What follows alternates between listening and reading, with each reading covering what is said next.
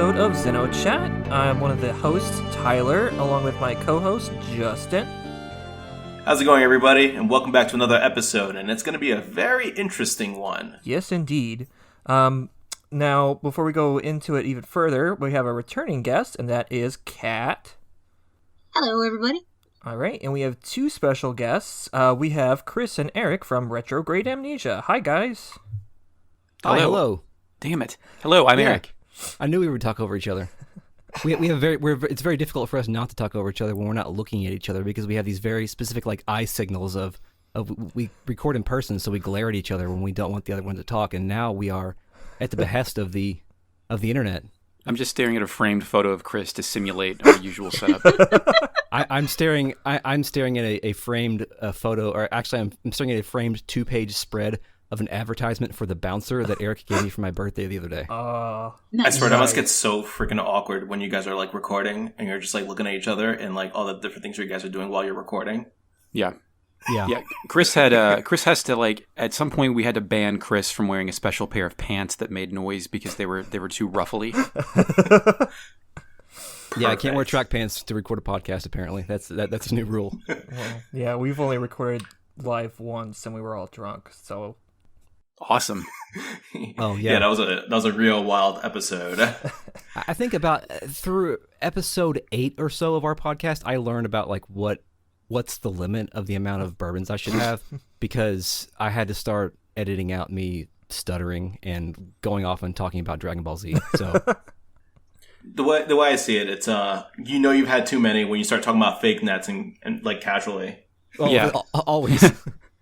We always talk about fake nets. Initializing fake net. Yeah, I wanted to thank you guys for the mini-games episode because I had completely forgotten that Xenosaga had mini-games. When someone referenced Virtual On being a mini-game for the first one, I was like, what? That was real? That happened? That was real, and that did happen. That was real, yeah. Yeah, Virtual On's one of my favorite games, and I'd completely forgot. I went and YouTubed it immediately after listening to that, and I was like, oh yeah, no, that was in my reality. Sure, fine. Same, though. Yeah. Virtual On is amazing, and I miss it. Wow. I believe that I am the same-ish age as both of you gentlemen. Miserable mid-30s? Yes. Cool. Yeah. I just turned 38. Oh, I'll be 38 in 17 days, so yes. Nice. Happy birthday. You all should have lied and just said you were 15. I think we've already talked about our age on. Also, if we were 15, that would be impressive. Yes. You played this game 20 years ago, but you're just 15 now? Yeah, when I was reborn as the Contact, it made it a lot easier to process. Yes. That works. All right. So, we'll kind of go into our usual business. So, as far as Xeno and Monolith Soft related news, the big news that just happened the other day is Xenoblade Definitive Edition is releasing May 29th. Yay. Yeah. Good Yay stuff. from the people who have not played it. Yes. And also, if you're in the community and you make a lot of noise, please be cognizant of spoilers. Yeah, we need to worry about those spoilers again, even though It's particularly dangerous because the future, what's it called? Future Connected? Yeah, Future Connected. Extra storyline that they're adding? Yes. Yeah. So Future Connected is going to be available from the get-go. So literally when you buy the game and you pop it in, you can play Future Connected. So you know damn well that people are going to be starting with that and then taking all sorts of screenshots and post them all over Twitter. So yeah, if you don't want to be spoiled, be careful. Avoid the internet. Can I take one guess about the plot of this game, being somebody who's only played Xenoblade 2? Somebody kills God, right?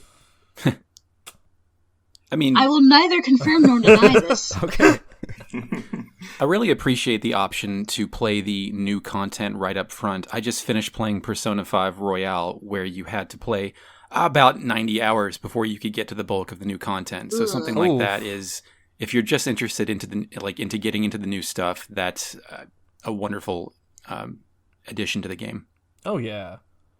Yeah, I'm very excited because I really want to replay Xenoblade, but at the same time I'm afraid of the future connected spoilers. But Xenoblade had the problem for me where I was enamored with all the quantity of side quests that were available and felt compelled to do them all and just couldn't turn anything down.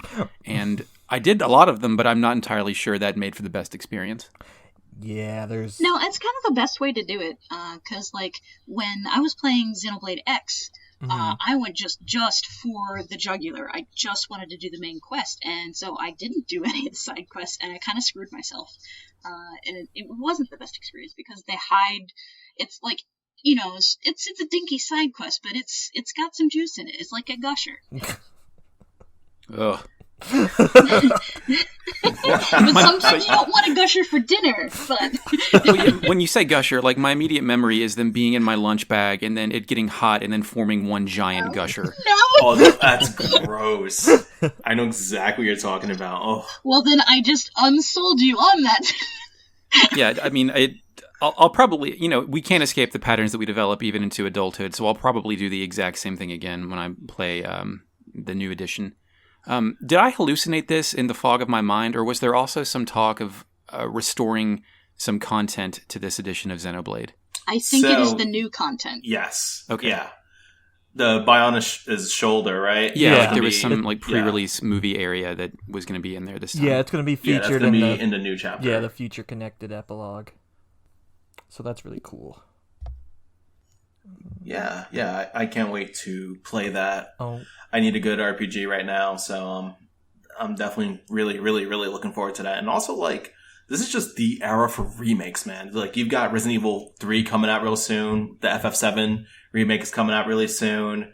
They just announced Nier is getting a remake, Nier Replicant. Trials of Mana. Yes. Like, that news broke this morning. Trials of Mana. Like, oh my goodness. If you're an RPG fan, you're getting fed right now. Yeah, I checked out the Trials of Mana demo this afternoon, and I'm not sure what I expected, but I think I like that where it's like you can clearly tell that this is not a $50 million remake or whatever Final Fantasy VII remake is, but it is completely sufficient and it's completely charming, at least for the first couple of hours that I played it. I really enjoyed that. Yeah, it strikes a really good middle ground. Yeah, I would like to see more games sort of get that treatment in the future. Does it look as kind of weird and, for lack of a better word, cheap as the Secret of Mana remake?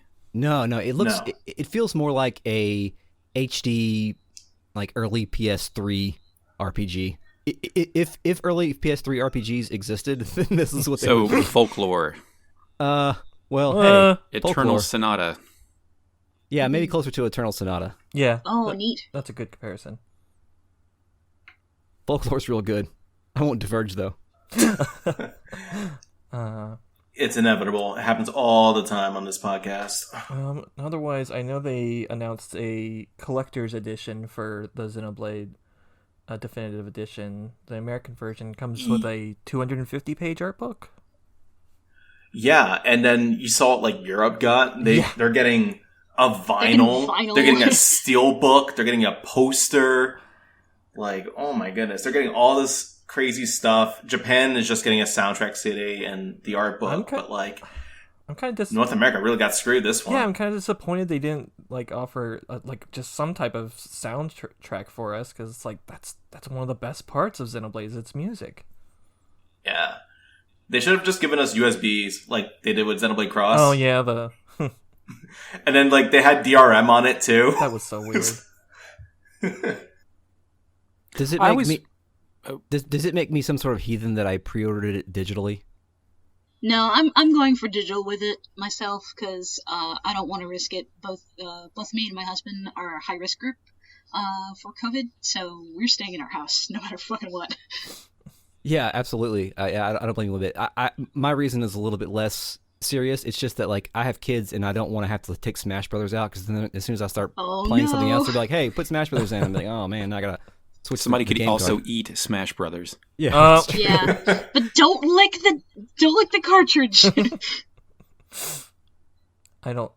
But like regarding the lack of like a proper special edition, do you think that Nintendo of America has not as much faith in its consumer base, or do you think they're held on a leash by Japan, who thinks the American consumer base will not shell out and buy special editions like that? I think that they don't believe in the American eye for JRPGs, because it wasn't even on the docket for a really long time. So even though it blew up, they're still being a little bit more reserved than, honestly, I think they should be. But you know what's really weird about this particular case is that Europe is the one who gets like the big special edition. Like not even Japan is getting some of that stuff. Oh, really? Yeah. That's only Europe that's getting the steelbook, the poster, the vinyl. Japan is just getting a soundtrack CD and the artwork that we're getting. Maybe this is like reparations for not getting Xenogears originally. I know, right? They're just overcompensating for the 90s. Yeah. Yeah, or most of Xenosaga, because I think EU only got 2, Yep. and possibly They only got 2. just 2. Uh, Okay. That's very interesting. Yeah, it makes 0 sense. I don't know who decided that or who thought that'd be a good idea, but yeah. well, the Switch is region free, isn't it? Yes. So It sure is. So we could, if you wanted to, Xenofam, I guess you could pre-order the European version and import it. You could, but like it's sold out very quickly at various retailers. Of course. But I do believe like I think Amazon Germany had it or something like that. So you can get it at some of those places, but yeah, it's been selling out because I'm sure a lot of people in Europe are getting it. And then of course the American collectors are also trying to get in on that too. Right.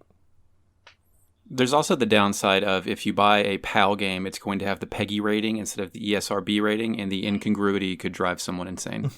A lot of collectors hate that and avoid imports for like that reason. Like I've seen that in collecting forums where people are like, oh, like I refuse to buy a Japanese game or like a PEGI game because of that. And it's weird because you'll have some PS4 games that are like stupidly expensive for like North America but aren't in Europe. Like Gravity Rush Remastered, for example. Like the North American version goes for stupid money today, but like the PAL version is a lot more common, and even though it's literally the exact same thing, just like a slightly different cover art. Yeah, there's weird That's stuff crazy. like that. When I was at Super Potato, the most expensive game behind the case was a Mega Drive copy of Maximum Carnage for like 60,000 yen or something, and it's like, oh, okay, this isn't. What are you guys doing? Oh my. Wow. Yeah, stuff like that happens. I think there was kind of a controversy with Sonic the Hedgehog Master System, because like the North American version of that is worth a ton of money, but like the European version is worth nowhere near as much.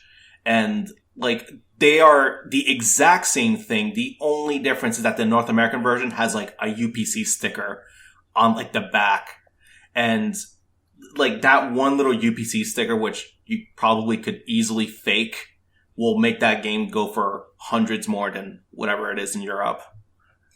Yeah, that stuff matters. I've been collecting Dreamcast variants for a while, and I don't want to take anyone else down that rabbit hole, but there's some obsessive stuff you can really get into there. All right. Oh, yeah. That is fascinating. I think I knew somebody who was faking Care Bears, and they learned Say again? like making It's a fake Care Bears, and like they researched all the shapes and tags and like scuffs on the buttons and like the shapes of the nose and stuff like that. It was crazy. That's a thing I would kind of love to be arrested for. Yeah, right? Just like imagine the report on that. Yeah. Falsified Care Bears. Yeah.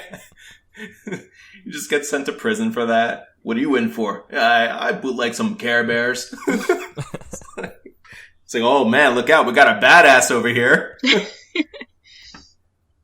So I guess we're done with the news. We can go into retrograde guys. Yes. Yeah. So every time we have a new guest on board, we like to ask them about their Xeno origin story. So, Chris, Eric, would you like to delve into that? Oh, sure.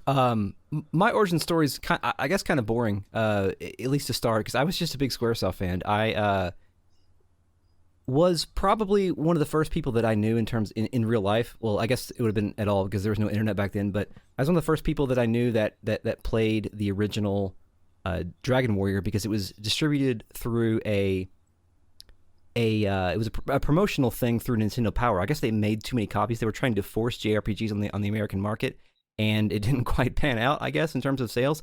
So they were sending out copies of Dragon Warrior with Nintendo Power way back when. Oh, wow. And I think it was for new subscribers, and I was already a subscriber, but a close friend of mine had one, and couldn't figure it out and passed it off to me, and I was like, he's like, figure this out, and at that point in time I kind of like began the rabbit hole of getting into RPGs. So that led me to Final Fantasy, and eventually to Final Fantasy 3 when it was originally released as 6, and then on to 7, and then of course like the next thing to come out with that logo on it was Xenogears, and I got it, and I was at probably the perfect age to be obsessed with that game. I guess I started playing it when I was roughly 16 years old, and then that's how I became a huge fan of the game. It sort of was dormant in my mind for a very long time until we haphazardly decided to start a podcast about it, but here we are. Nice. Did you finish Dragon Warrior, Chris? Yes, I did. I defeated that damn Dragon Lord. Nice. And in fact, like when I got really obsessed with Final Fantasy, my mom still tells me this story today, that I would sleepwalk around the house with my hands like mimicking NES controller movements, talking about like gold and HP and stuff, like when I was 8 years old. Ooh. So That's great. Oh, stop it. That's adorable. so it's sort of harsh, yeah. You need to see if you pass that trait on to your kids. Yeah, we'll see. Yeah. My kid was just grinding iron nuggets in Animal Crossing before I got into bed tonight, so we'll see. He's 4. Nice. Wow. Therefore, there's 2 of them. Oops, I forgot one. Oops. So then, yeah, I guess the rest of my story, that naturally led to Xenosaga. When that game came out, I remember skipping a class. I was in college at the time. I remember skipping a class. My college roommate at the time, who lives near Eric today, we both were playing the game at the same time, but we strategically aligned our schedules so that we would not see any spoilers. So like I wouldn't go into my dorm unless I knew that he was at a point that I had already accessed. So that was weird. And then the protocol for college student sex they used instead for Xenosaga. yeah, that's how cool we were. Put a sock on the door. Yes, exactly. Put a sock on the door. I'm playing Xenosaga, guys. Playing Xenosaga again. Oh, that's incredible. Yeah, that's. I'm glad there was a payoff for that. Like, eventually, I had sex and started a Xenogears podcast, so it worked out. Nice. So, anyway, I played Xenosaga 2. I kind of bounced off of it just because I got obsessed with a Korean MMO, and then I kind of fell off the series for a while until we decided to do this podcast this past summer. So then I randomly decided to play Xenoblade 2. I just finished it a couple of weeks ago, and I have mixed feelings about it, but it's definitely a video game that I enjoyed playing, but there were also portions of that game that I wish weren't in it. And I'll leave it at that. This is not a Xenoblade 2 episode, I don't think. That's fair.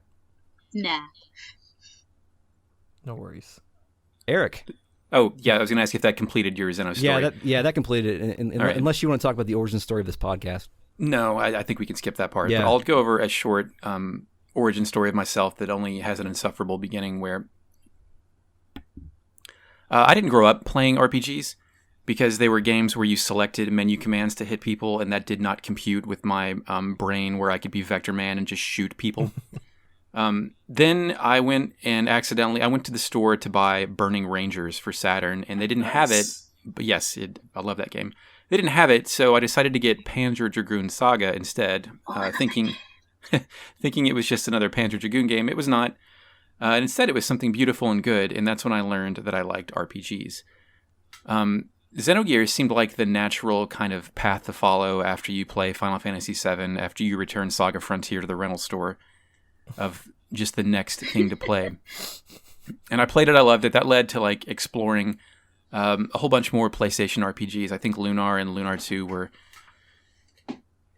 sorry, my cat is destroying something. Lunar and Lunar 2 were just wonderful for me. And then you always wanted more Xenogears, even though you kind of knew that Square, after they made a sequel to Parasite Eve before they made one to Xenogears, it's like, all right, this isn't going to happen. And then I think in 2002 or whatever, when we learned through, I guess, magazines or whatever version of the internet I had, that they were making Xenosaga through Namco, like that became the hope that we were all, me, Chris, and 2 of our friends were kind of betting everything on because we were mildly obsessed with Xenogears. And I remember like learning that it was supposed to be a 5-part series, And we were around 20 then, and we did the math and thought, oh my God, are we still going to play video games when we're 30? like, that seemed like an astronomical amount of time away.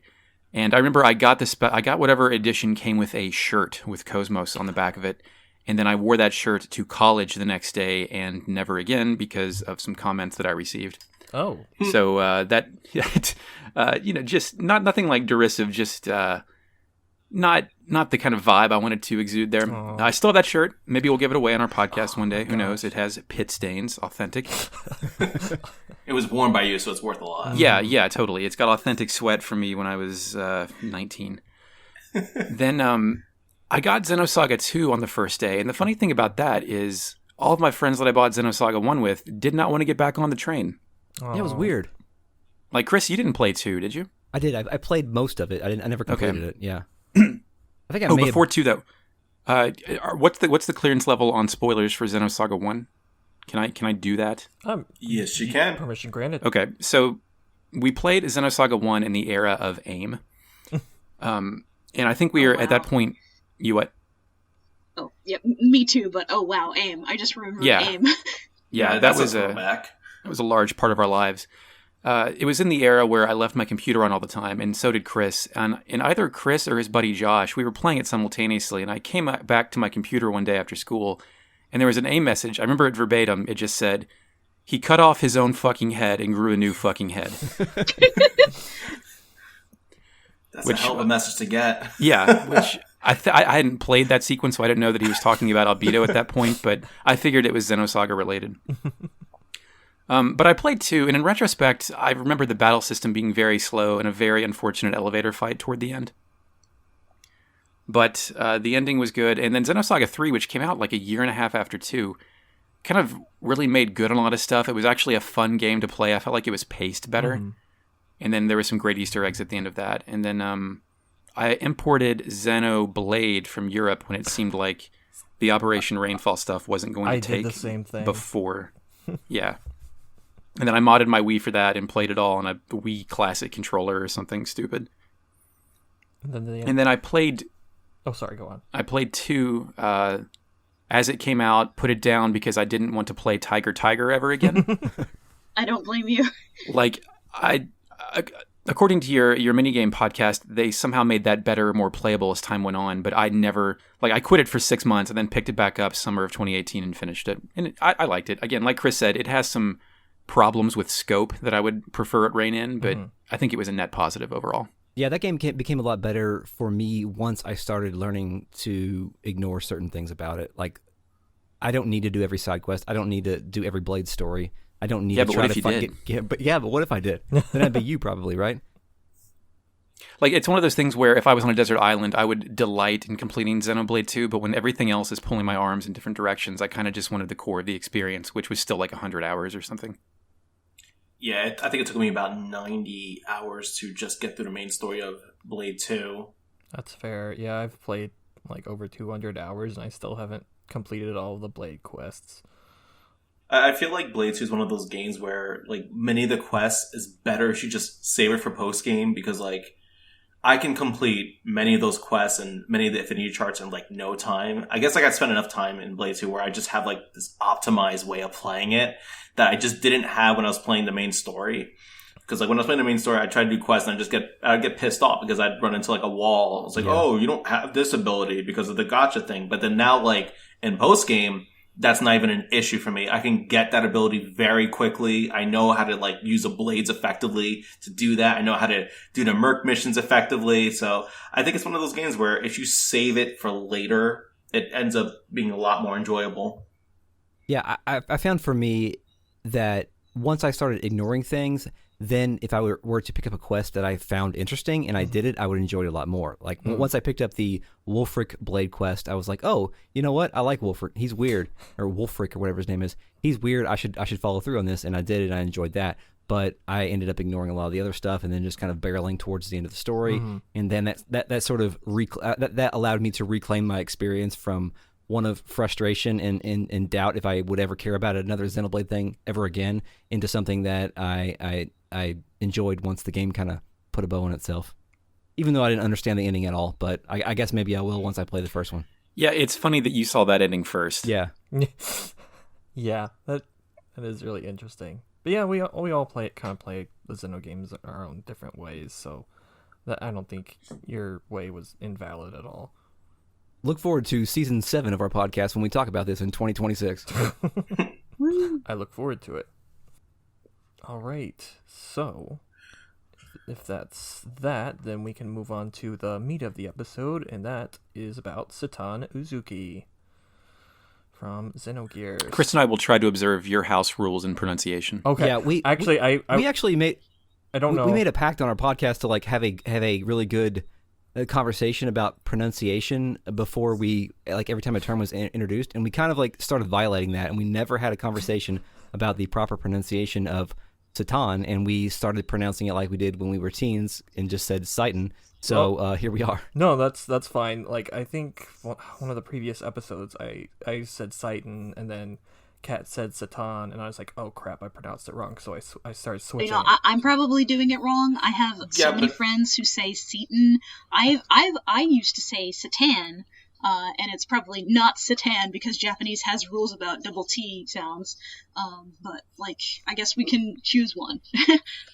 It's also harder because like we're all from different areas, so we all have like different accents, and that's like bleeding in. There's really not going to be many house rules here because we all have different ways of speaking. I always just said Citan, so that's just natural to me. It's just whatever one comes up first. So you know what? Just say whichever one comes to mind first. I'll call him Doc. Hyuga. There you go. Just call him Doc. Yeah. Just call him Green Dude. Dude. Call him by his Japanese name, Citan. Hyuga. All right. Does anyone kind of want to go into the backstory of Citan or Hyuga? Or do we want to tap my possibly very wrong lizard brain? Yes. Go ahead. It's probably not. Be our guest. All right. Okay. So, Hyuga Ricto was born to a third-class Solarian family. I believe he has 7 siblings or is one of 7 siblings, and I think he's the middle child. He's a smart kid. Got into Jugend because he's smart. One of the reasons that okay. One of the things that is cited in the Perfect Works, and I don't know how accurate this is because I think the last translation that we looked at was kind of wacky, machine translated. It was weird, but it said something about there being some sort of plague in the lower levels of Solaris, and he was the one that was the one survivor started it. Yeah. Yeah, that's right. He was accused of starting it because he was the one to survive it. Oh, okay. But maybe, like, I think Eric, this is one of Eric's original thoughts, but maybe he was just the one that was smart enough to wash his hands. Yeah. Which is sort of a relevant thing. That's I was just about to say, is that like an that's a very Citan thing to do. Yeah. That original conversation we had was a couple months ago, so it had nothing to do with the current times, but it is very applicable now. Yes. So it's just saying that if you remember to wash your hands in these times, you may be accepted to an elite military academy. Who knows? Yes. Okay, so I think following that, getting into Jugend, he became part of the elements under, I forget, I know Jesse Black, or I think he started the elements, and then Ramses and Sigurd also joined them, and Hugo is also a part of that. And I think he stuck with the group even after Jesse and Sigurd left, and he went on to design most of the elements mechs. And I don't remember if it was denoted when the Solaris Shavat War started, but during that he met the person who would become his wife, Yui Balthazar, who is the granddaughter of Old Man Bao, and I think at that point my perception gets a little bit fuzzy. I believe they fall in love, and I believe Citan officially defects and goes to live on the surface, but I don't think that's correct. I have one lizard brain correction. No offense intended. No.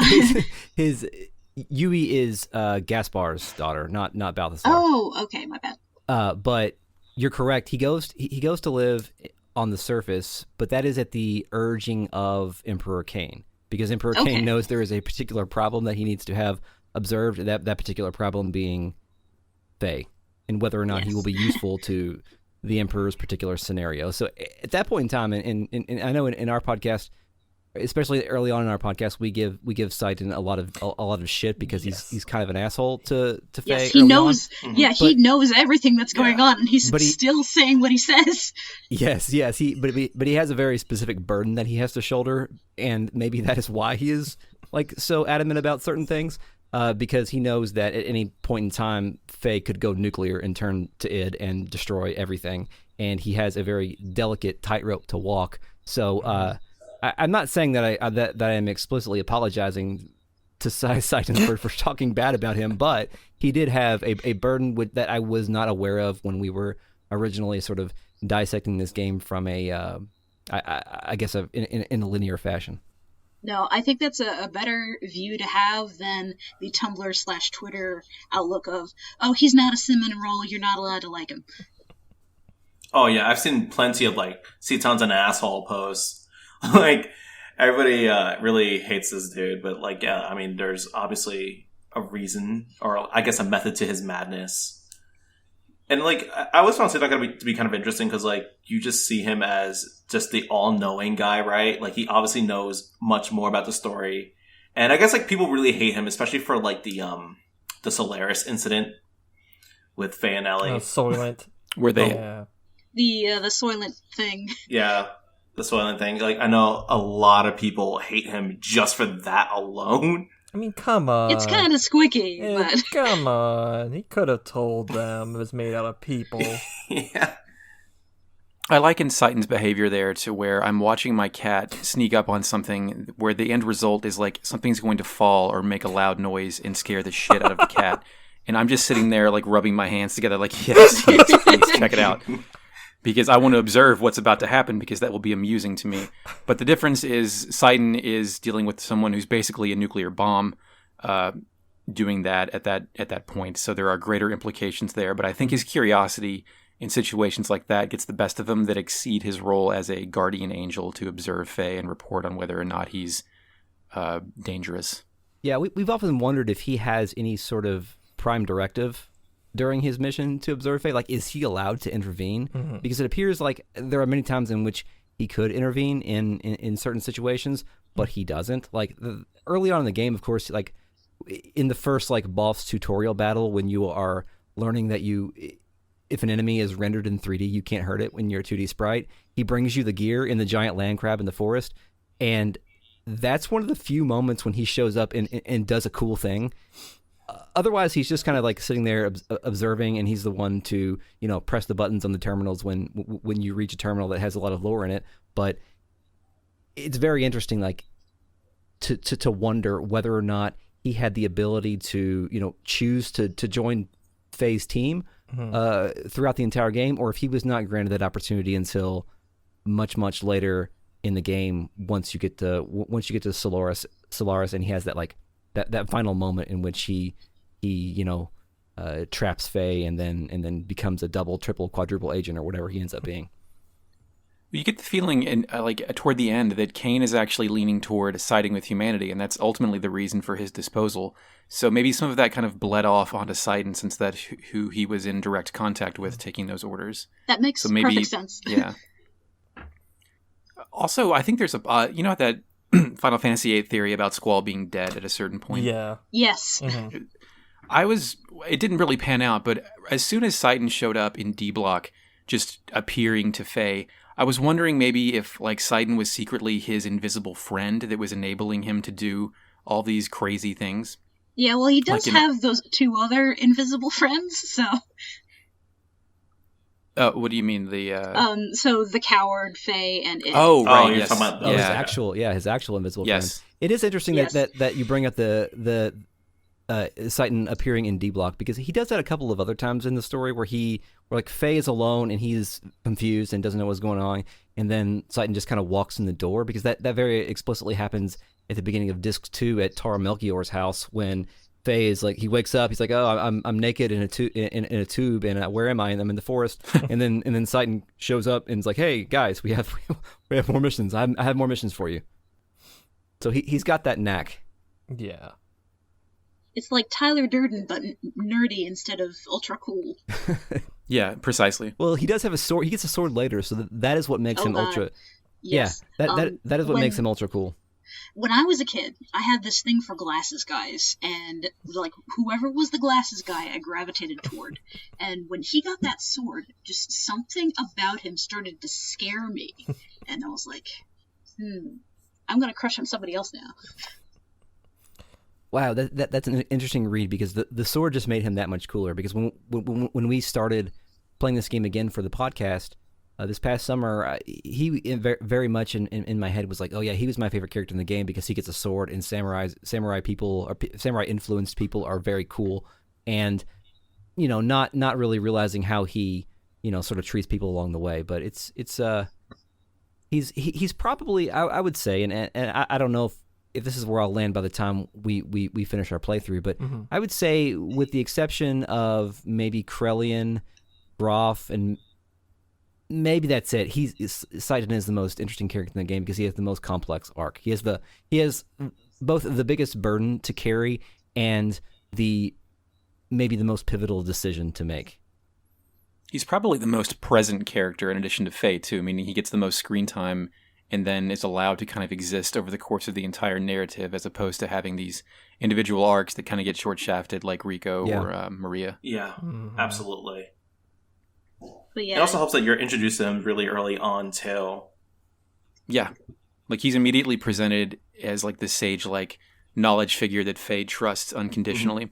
Like, that's kind of an archetype. I think Chris and I frequently point to Auron in Final Fantasy X as occupying a similar role without the betrayal aspect. Yeah, it's like that mentor role. And also, like, he's easily one of the most, like, overpowered characters in the game, too. Like, you get him early on, and, like, he's got all these crazy moves, and meanwhile, Faye is still relatively weak at that point, too. So it's like, he almost occupies all sorts of different tropes in one. It's like, you see him as, like, this mentor type that, like, he's kind of just, like, helping Faye understand his powers, and meanwhile, he's got all these crazy abilities. Is Faye gonna learn some of those abilities, too?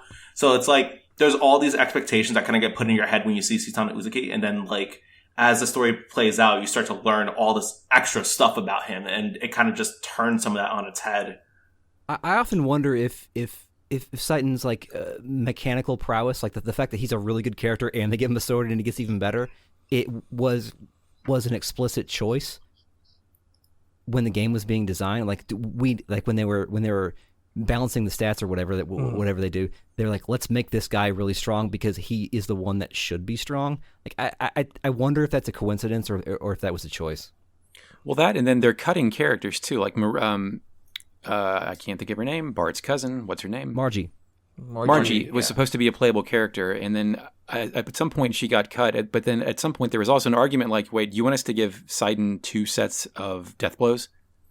Like, why don't we just make this 2 separate kids? So from a design technical standpoint, it seems strange for one character to get that much attention. Indeed. They also maybe they already had the kanji poems they wanted to be written during the elemental death blows. So, like, we really need to, like, go ahead and give him the sword. Like, we don't have time to have Margie fucking pull landmines out of her hats. Yeah, that also makes me think that the removal of the sword in the beginning was the thing that was pulled out of their hat. Just like, maybe they intended for him to have the sword all along. Yeah, but that made him too menacing. That is true, and his acceptance of the sword is a turning point. Like, Yui gives him the sword they're in Shavat just before the party leaves for Solaris, and she knows full and well that he is going to have to make the decision on whether or not he is going to side with the Solarians or side with the surface dwellers.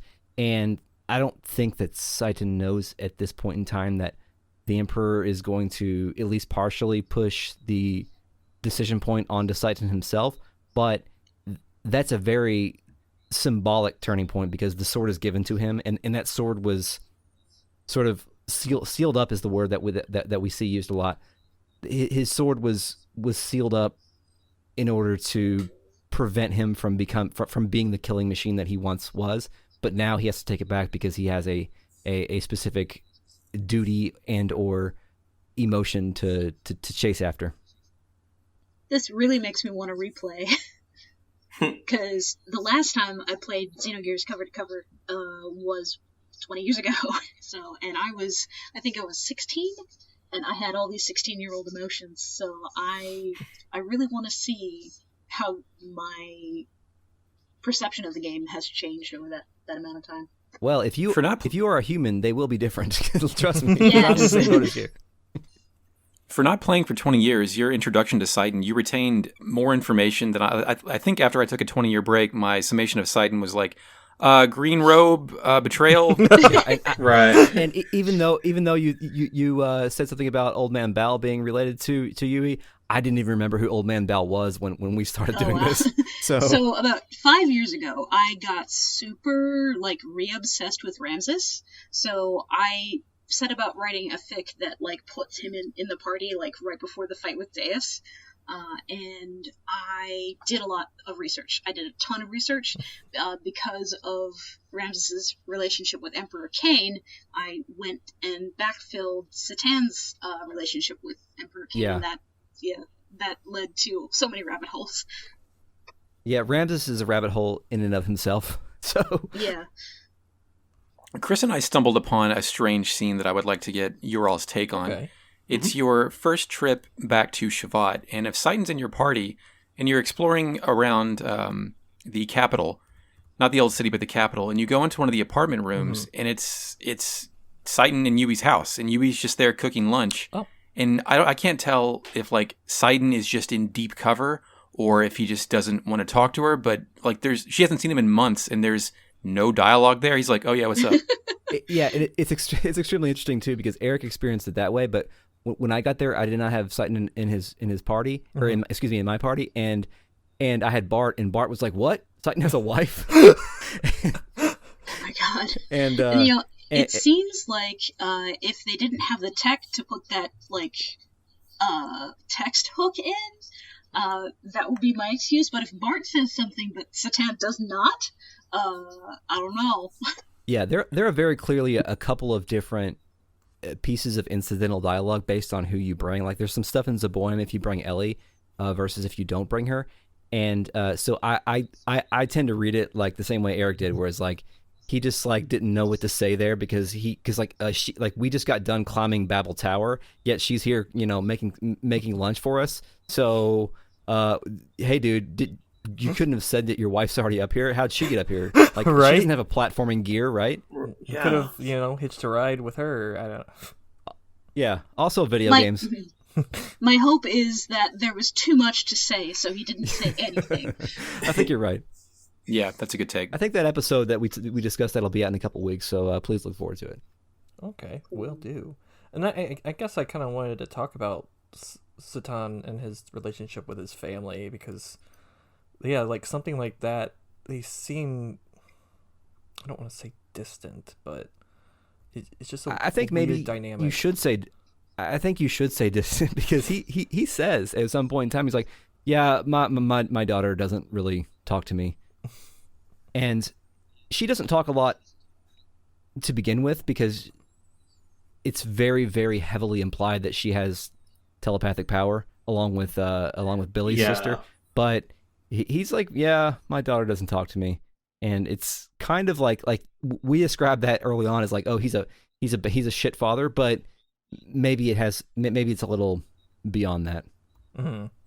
It could be both. Yeah, true. Yeah. It could be both. That's true. The weird experiments that Citan is running on Faye, I can only imagine what raising the child Midori would be like at that point. What, crazy things that he did when he, I don't know, turned off the water to the only bathtub in the city for her or something. I don't know. Yeah, it's got to be tough. I mean, I taught my 4-year-old kids how to play ARMS this weekend, so. Yeah, I guess it might be. I don't know if it's a Japanese trope that we're not familiar with, but the way Midori acts or doesn't act is sort of trauma indicative to me. That's how I read it. Yeah, I think you guys on one of your episodes kind of, comparison of like to Billy's sister, which we kind of know why she is like she is, but it's just kind of, I don't know if they really went into any type of trauma with Midori. There's also the read that I don't know. I don't think this is an original thought, so I don't know who to ascribe this to, but there is the influence of the Arthur C. Clarke novel Childhood's End, which was cited as, in some interview, was cited as Takahashi's favorite book, at least at the time this game was written. And that book very specifically. Well, Eric, can you explain this a little bit better? You finished the book. I haven't finished it. Yeah, spoilers for Childhood's End. The third act of the book basically implies that children are leaving behind the human consciousness and forming a collective consciousness that will evolve the race post-human and eventually form a consciousness that leaves this planet behind.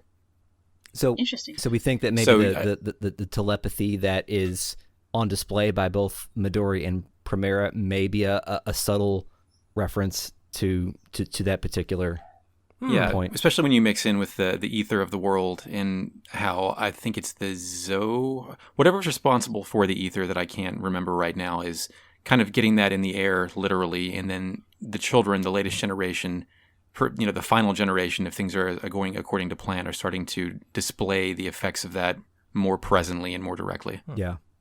Because I don't think we know, other than the orphanage kids, there aren't really any other main character children in this game. I don't think. The ones that take your money and start a shop, that's the only ones I can think of. Oh, yeah. Yeah, them and then the kids that put on the play. But they don't, as far as we know, they're not, they're verbal at least, so maybe that's and not. There's Danny.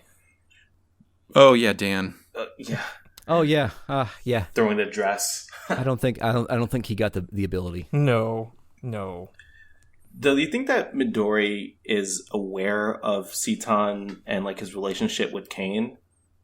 That's a good question. Like, if she can read, like, if she can look inside of his head, that I think we maybe speculated that was a cause for her not trusting her father, if she knows what he's up to. And that could like be a potential reason for her silence. Like maybe she is more aware of the situation. I guess maybe she knows more than Citan. Huh. How's that for a theory? Yeah, that's messed up. Or maybe she stumbled onto something she should not have and got clapped back and just has not since then. Are you implying that Citan has a porn collection?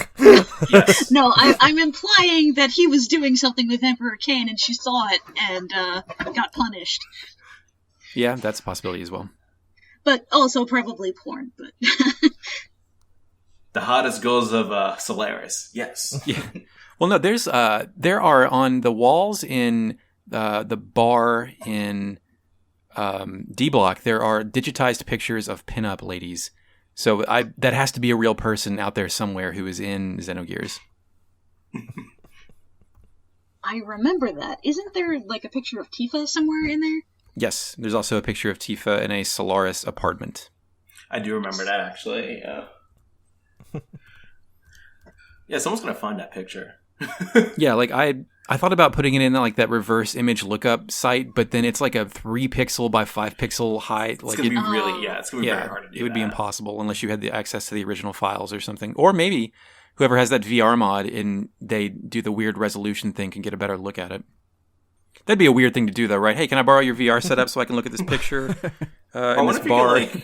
I wonder if you could do like a free camera. Like maybe there's a mod that you can put onto that. Like mess with the code. Like use like a Game Shark to mess with the code to unlock a free camera. Yeah, a lot of modern emulators like do that. Like I know in Xenoblade 1, there's some really funny stuff with when you use a free camera because certain character models aren't like fully rendered. So, like, there's cutscenes where Shulk is off screen, but then, like, if you use a free camera and you actually can see him in the scene, it's like his model's all messed up. Yeah, that's always the comically out of proportion models that are in some of those scenes are really good. I've never seen Xenoblade, but I've seen, like, Firewatch and stuff like that, where it's just like a mutated, like a post Xenogears changed Reaper Human World. People kind of look like that. Well, along with Midori, it's kind of interesting because, like, looking at like Yui's background, is that she was, let's see, she was a Shavat like soldier, right? Or Yeah, as far as I know, And- like there's not a whole lot of background on her, but she was fierce and she was cool, and now she's a mom. yeah, she sounds badass because like, it's been a while, but according to like the wiki for Yui, she was actually the one who defeated Citan in battle and took him prisoner, and I just wish we could have seen more of that, more of her. I want a cutscene of that. Yes. Yeah. Anime cutscene, please. It's kind of cool that Citan took her last name, Mm-hmm. too. It's really weird because like Maria is Balthazar's granddaughter, right? And her name is Maria Balthazar, but Yui's name is not, at least in the game or in common fandom wikis at least. Yui is referred to as Yui Uzuki instead of Yui Gaspar, so it's confusing. Yeah, because in the wiki it says that Gaspar's last name is Uzuki, which Gaspar Uzuki? I don't know. I guess there's just not congruency on the three wise men and Right. where their first name or surname lies. Who knows? Yeah. Yeah, I think my lizard brain got it wrong because I was thinking of character name, last name Balthazar. But it was Maria. So many granddaughters. It is kind of funny because, like, Gaspar, Balthazar, and I think there was one more character. Melchior? Melchior, yeah. Like, those are all characters in Chrono Trigger, even though they're not Yes. related. Like, they're not the same characters. So I always thought that was kind of interesting. No. Yeah, I think somebody can correct me if I'm wrong, but I think that that those names in Chrono Trigger were those changes were made during localization, and they just gave them they gave those three sages the names of the three biblical wise men. But in Xenogears, those were the actual names in the original script. But I'm not 100% certain that's correct. Yeah, I'm not 100%. Definitely worth the Googling. Yeah. I mean, it could be like one of those things like, I think in Chrono Trigger where you had Briggs, Wedge, and I forget the last guy's name that appear in the Millennium Fair too. Yeah, Biggs and Wedge. And Yeah. there's another one too. I can't remember. There's one more I can't think of the name right now. Biggs so. and Wedge were in Final Fantasy VI's intro, but in the original Super Nintendo release, when it was released as Final Fantasy III, they, I guess, mis-Romanized them, and it was Vix and Wedge. Yes. Named after the infamous Vapor Rub, of course. Indeed, yeah. And they still have Biggs and Wedge show up in Final Fantasy XIV. Yep. God, yeah. You got to keep your Star Wars references going, I guess. I think so. I feel Yep. like they took a game off. Were they in 12? I don't remember 12. We're in 15 now. Well, no. I mean, but we're Biggs and Wedge in 12. Oh, yeah, I don't know. I've kept track of Sid, but not Biggs and Wedge. Yeah, I've never played FF12. I know some people tell me that I should, but I kind of fell off of Final Fantasy just in general. I need to play the Zodiac Age version of it. Like, when I played the original FF12, it seemed like half finished. Like, a lot of the villain characters died off screen, and I'm a villain person, so that pissed me off. But I did enjoy what I played of it. It just felt incomplete. But I know there's a re-HD thingy thing, so there. Yeah, Zodiac Age.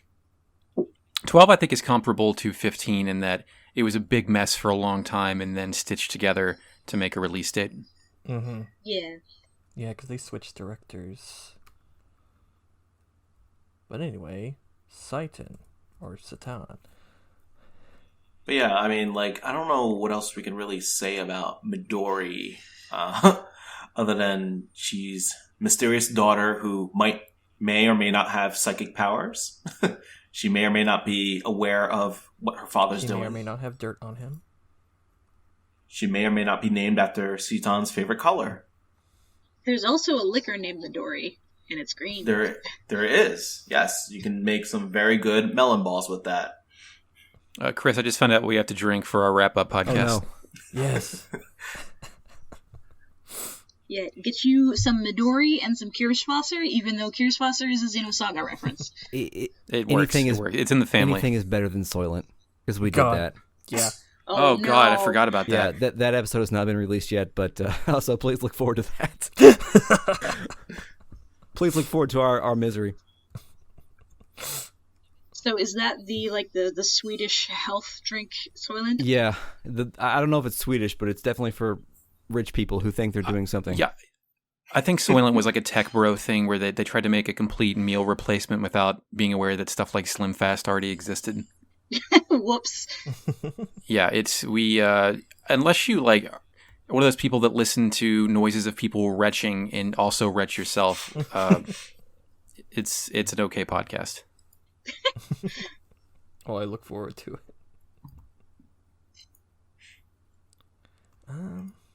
Wow. All right, so I guess we can start talking about his relationship with Emperor Cain. Yeah, That dude. Yeah. Emperor Cain's a really interesting character because he definitely is the one that looks the most like Satan. But God, yeah. when you really like start to map out the relationship, then Citan is the most like Satan because he's the fallen angel from heaven that goes to earth to tempt the main character, but that is one of the sort of the surface to air relationship that is the first surface to air relationship that is introduced in the game, because very early on, I think it's after Faye, it's after the first encounter with Groff, and when Faye and Citan are trapped on the Ave transport, I guess Faye is sleeping, and in what appears at the time as like a flashback, it's actually a psychic connection, I guess, between Citan and Cain, where they're sort of debriefing the current situation, but also introducing a bunch of terms like time of the gospel and having a bunch of words in the middle of dashes and generally confusing the player. And a lot of those conversations don't pay off until much, much later, and they only pay off much, much later if you're fucking taking notes. But that's really one of the first things, one of the first scenes that's like, wow, this game has many, many things going on. Many more things than your father's Final Fantasy. Did we ever establish whether or not their meeting in the JPEG room was an astral projection or a physical place that he had a somehow backdoor to? Like, is there any firm evidence toward or actual official source toward what that is? I feel like that's just the general consensus within the Xenogears discourse, for whatever that's worth. But it is strange though, because Ramses physically appears there when he kills Cain late in the game. So, and then all the JPEG paintings that are swirling around him then fall into space. So I'm not exactly sure how that works. We do know that Ramses like uniquely has the power to kill Cain, so maybe he's the only one that can go there. But in terms of like the only way that those conversations could happen would be if that was some sort of psychic connection or astral projection or... Yeah, it has to be like a psychic thing or even like some weird dream world type of situation. Yeah, weird dream world is probably the best way to describe that room. Yeah. It was during when they were sleeping, right? So it could be a lucid dream that they all just share. Yeah. You know, I've played this game. I had 20 years to think about this, but I've never thought about it. I was just sort of like, Mork calling Orson, come in, Orson. Yeah. that is actually a really good analog there. The Mork and Orson thing, yeah. Shout out to Nick at Night. Friends is on there now. Oh yes. No, I don't like hurts. Friends. I don't like Friends. I just wanted to make everyone feel old. I need to go watch Get Smart now. Ooh, yeah, Get Smart was something that I watched when I was like 9 years old because it came on Same. because it came on like right after regular Nickelodeon went off, and I was like, "What is this? This is funny." My mother tricked me into watching it by pointing out that it was the voice of Inspector Gadget. Oh, nice. It's true.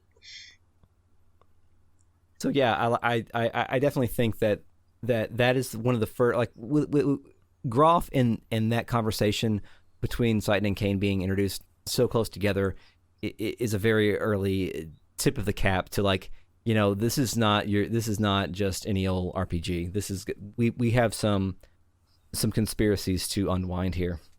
Mm-hmm.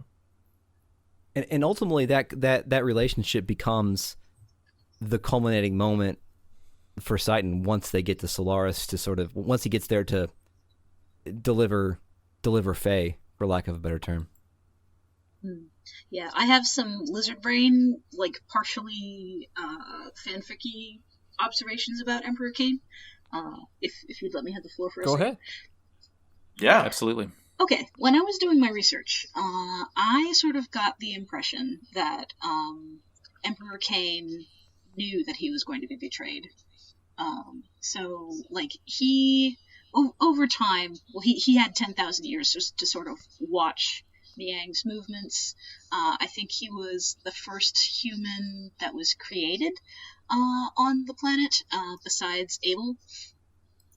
And the rest were sort of generated via a device that he and Miang activated, or maybe just Miang. I don't particularly remember the details of that. But yeah, like, Cain was on the side of Deus for a long-ass time, and at some point he started drifting. And I have a rip of the Xenogears models, and I can fly around Deus, and Deus, on each of Deus's arms, there's a female figure and a male figure, and I always sort of like attributed it in my head to, this is Miang's place, this is Cain's place. So I think that's my second lizard brain dump. That's a really good read. I had never even considered that. When you say Deus's model, do you mean the one that is fought? Yes, the last boss model. Okay, okay. I haven't seen that in 20 years either. Oh, okay. I'm actually looking that up, and wow, I don't think I've ever even picked up on that. Yeah. In our playthrough, we just fought the decaying husk and kind of noted the similarity between its face and then the mutated face of the populace. Yeah. That is really interesting that they had that, because the male and the female models could also be references to the contact and the antitype. Billy. Yes. Yeah, that and that kind of leads you back to the one-winged angels that are in both the Nissan Cathedral and in the entrance to Merkava. And we kind of wondered if, like, did Krellian put the projections of those angels in the entrance to Merkava to fuck with Faye, or did he do, or were they already there because that is where the seed of the Nissan religion was planted when humanity was created? There's a lot of different ways to look at that, and you saying that those things are actually on Deus makes me think that they were, like, this was just baked into humanity's DNA to, like, build a religion around this particular concept. Yeah, there's a difference in the humanoid models with the one wings and Deus's hand puppets, because Deus's hand puppets have a little bit more articulated modeling. Like, there's it looks like hair to me, but the models in the church and in Merkava, they're very formless. They're very just like silhouette people. But I think it connects too. Yeah, I think I think that's a really interesting read where Cain has been expecting to be betrayed, because I was always, like, I've read him at least up to this point that he felt bad for the sort of the process that he executed when he originally took over humanity and enslaved humanity and all the stuff, turned them into canned goods and all the things that he's done along the way. And he eventually, like, his penance for that was to turn it over to the humans to either to fight and for their own existence. And he sort of chose Citan as his sort of closest ally to make the decision for me, because there's I don't remember the exact line, but there's a moment in time when the party is in Solaris where Citan says to Jesse that that the Emperor is aware of the situation, essentially. And at that point in time, Citan has made his decision, and he's already kind of freed Faye and the party, and they're kind of on the escape route. And it feels like at that moment that he's sort of, worked all of his issues out with who he is going to join, Citan, and then by proxy, so has Emperor Cain. But him like thinking about or him expecting to be betrayed is kind of another way to think about it, in terms of like, I expect to be betrayed because I know that like my betrayal is perhaps the way that I achieve my penance for what I've done. So that was masterfully articulated, Chris, but I have to confess that I did like 1,000-yard stare into space when you mentioned turning people into canned goods as part of the grand plan. Well, I mean, I probably could have said it a little bit differently, but no, it was really good. I think because, when you're mapping out your plan for humanity's future, and then you can see the future and you see that as like a necessary evil, and you're just like, oh, well, that's fucked up. But, we're going to have to make that work and pass it off for a few dozen years. This is reality. Let's go. Are there any other observations about Citan and the Emperor? Yeah, not particularly from my end. It just sort of seems random that he chose Citan in particular. I guess, like, aside from being smart and the only survivor of this plague, he becomes badass, but there doesn't really seem, other than, all this other special stuff to make him more special. I think he chose him from like the perspective of, he chose him to make the decision on behalf of the humans, because he was the one that had, like, his specific mission was to determine if the contact would be an enemy or an ally. Like, they didn't want another Groff. They didn't want another Lacan turning into Groff and then bringing about the destruction of whatever, the 97% of the population or whatever happened back during the days of destruction. So I think that particular point or that particular choice was, I guess it is random in the sense that, like, he was the one that was most apt to make the decision. But in terms of like how he got into, like, how he began his rise to being an element, I think you're right. I think that was random. Like, he just like happened to be the one that was born that had like a lot of natural ability. And also, like, it's also important to note that Citan was able to align with an anima relic, and we know that like those who can align with anima relics have like the perfected, or at least close to perfected, versions of the Gazel Ministry's DNA sequence or whatever, and that maybe gives him some of his innate ability. There's also the part where if you're going to, I'm going to assume the elements are amongst the highest ranking and most trusted people in the Solaris soldier tier. And if you're looking at the 4 that you're going to get to assign to this mission, even if they're disenfranchised from Solaris at that time, Sigurd has a responsibility to Bart. Jesse likes guns way too much and has some kind of responsibility to Billy somewhere down the road. Ramses is a psychopath, so your only remaining person is Citan. That's also true. Yeah. We figured it out. We did it. Good point. Mystery solved. Like, Citan also has a responsibility to a family, but one that he'll readily give up at the drop of a hat. Yeah. All right. Yeah, that is something. I didn't even think about that. Just like, I guess Citan kind of just was a hand-me-down, and if you look at it from that perspective, that it's just like, well, that's who else is left. Yeah, you're scraping the bottom of the barrel. Civilization is coming to an end after 10,000 years. Then, like, this is the best we got, man. You go ahead. I know you're not perfect, and you had to give up the blade like people have to give up the drink, but... Yeah. But hey, you're really cool when you were a kid. So, yeah. Also, isn't it implied that people who have aligned with anima relics also reincarnate? I forget if that was a fanfiction thing or not.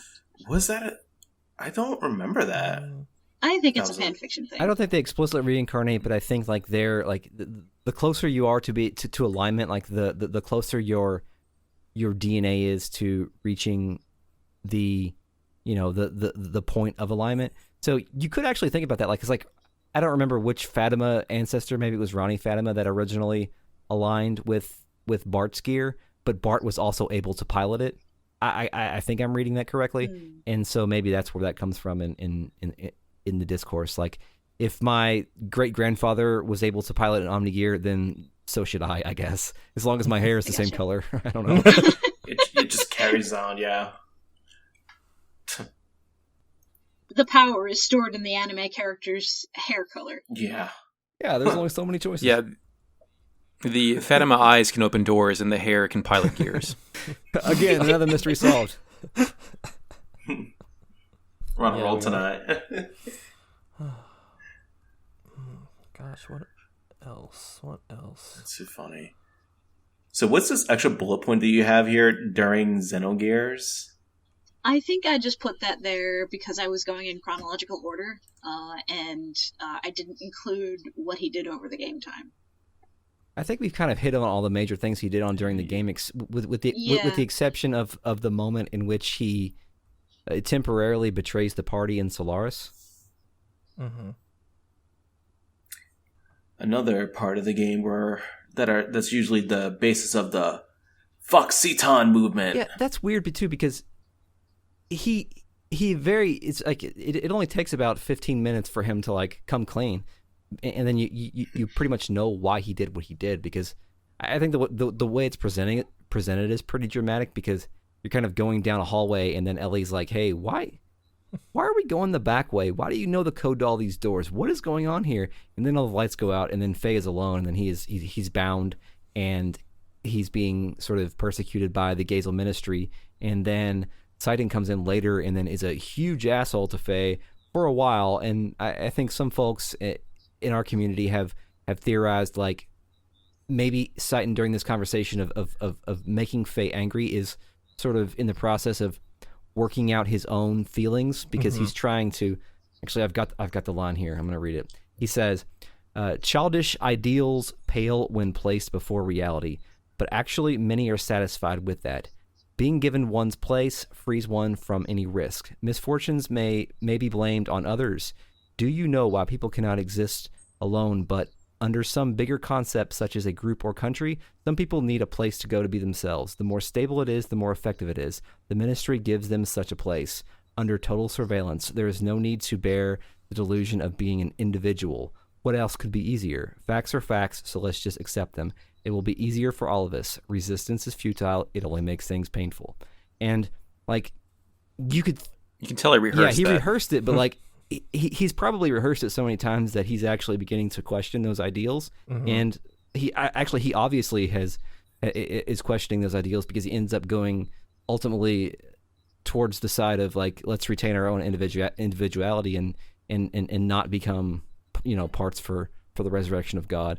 But at that moment when he's accusing Faye of all these things, and with the purpose of drawing out id to then accuse id of not being strong enough, he is in a sense working out his own issues from the environment that he was brought up in. And, like, I think that moment is, like, whether or not he had decided which side he was going to join at that point in time is unclear, but it is clear that, like, he makes a decision, like, somewhere within the whole, like, Solaris episode, I think.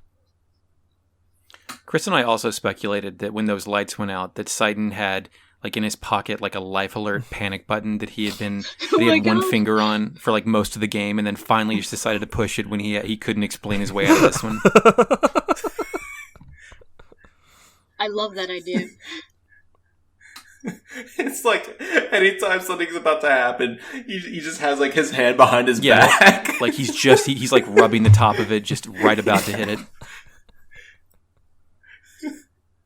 And then somebody turns their head and he lifts his finger off the button, and we're allowed to go. Yeah, like he breathes a huge sigh each time. But that's, like, that moment is that's not the last. That's not the last.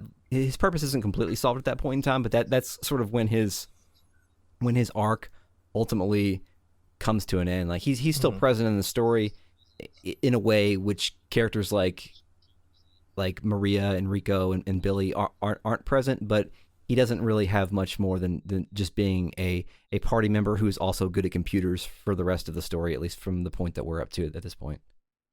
Yeah, I think we were treated to A+ character development when we were given Citan. And it's a shame that we didn't get that level of anything with Billy, Rico, or Maria. Mm-hmm.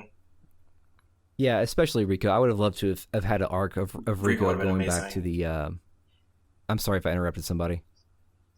Oh, I was just gonna say it would have been nice if we would have been able to get some finality on the Rico arc where he got to go back and like beat up the Kaiser or something. Like, who knows? That would have been cool. I would have paid for that DLC. Yeah, I think you can, right before Disc 1 ends, when you get your last little bit of freedom to explore the world map one last time, you can actually bring Rico back to Norchun and the administration building, and there's like no special dialogue. Like, they recognize Faye as being the champ and letting him in, but you'd think bringing this guy back home you'd want to draw something out of people, but the game's just not built for that. Yeah. No, unfortunately. Maybe when I retire, I will personally rewrite and recode the rest of Xenogears, unless it's already there you done go. by then.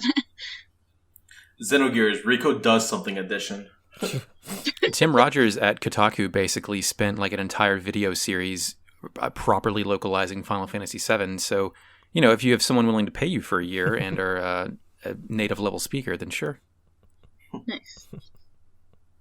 I do not know Japanese though, so I know. Yeah, I know HTML and a little bit of German. That's about it for my languages. Well, the German is useful in playing Xenogears. It is. And I think for Chris and I, to pronounce things properly, we have to rely on synthetic voices. So. Okay. I just wing it. Just like we said earlier, whatever name comes to your head first, just say that. As long as someone knows what you're talking about, you've effectively communicated the idea. Exactly. Yes. Yeah, I'm trying to think about Citan's relationship with characters outside of, say, Faye and Ellie. Rico's so detached. I can't even think of a scene where Rico and Citan really interacted. I mean, he definitely shows up there after Rico kicks Faye's ass. So you have to think that he knows at least who he is and what he's capable of, and then how he manipulates Faye to, I guess, take him on. But for a large part of the game, Citan is kind of a world-traveling man of all seasons. Like, when you find out that he knows Sigurd, and you're like, oh, you guys know each other? And then Jesse shows up on the Tims, and it's like, oh, you guys know each other? I mean, there's only a limited amount of characters you can draw from, but he definitely seems to have knowledge about everyone that you encounter. And I can't think of a time just offhand where he's stumped about what to do with a personal character interaction. Maybe he wasn't prepared for the dolphin crew operating the soundboard or the radar. I don't think anybody could be prepared for that, though. Maybe he was, that, or he wasn't quite anticipating the level of intoxication that has consumed the Tims. So maybe there are still surprises out in the world that question his value of humanity. Or enhance it, whatever. A few moments when he's like, I don't know what this is, but I don't think those things start happening until the Zohar. Zohar's the one thing he has no clue about. Yeah, we're not quite there yet in our playthrough. Right. Yeah, I think when they access the data in the Raziel's tree sequence, he's like, "Oh, they're talking about Zohar. I don't know what that is," and that's the first time, or at least one of the first times he's been stumped. Yeah, I think that. Do you ever feel like that maybe Citan is just winging it? Like he's just trying to maintain that all-knowing persona, and that maybe he actually doesn't have a clue on what's going on, but he's just kind of faking it. So, he's really good at improv. Yeah.